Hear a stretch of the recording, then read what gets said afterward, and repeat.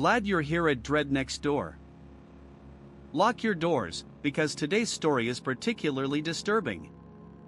I still remember the day I moved into Oakwood Estates like it was yesterday. The sun was shining, birds were singing, and the smell of freshly cut grass filled the air. But from the very beginning, I knew something was off.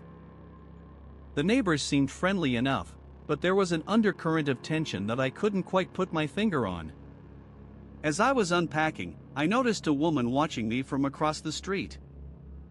She was standing in her front yard, her arms crossed, and a scowl on her face. The first few days were uneventful, but I started to notice strange occurrences around the neighborhood. Trash cans would be knocked over, lawn ornaments would be rearranged, and the sound of whispers seemed to carry on the wind. It started to feel like the neighborhood was turning against me, and I was the only one who seemed to notice. I tried to talk to my neighbors about it, but they just smiled and told me I was being paranoid. And then, there were the letters. They would arrive in my mailbox, typed on plain paper, with no return address. They were always brief, always vague, but they seemed to know exactly what to say to unsettle me. I tried to ignore them, but the words seeped into my mind like poison. I started to feel like I was living in a nightmare, where the rules of reality no longer applied.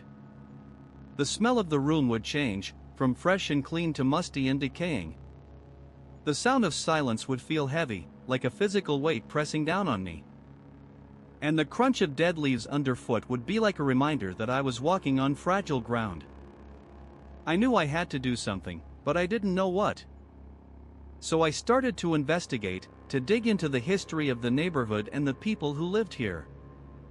What I found was shocking. It turned out that Oakwood Estates had a dark past, one that was filled with secrets and lies.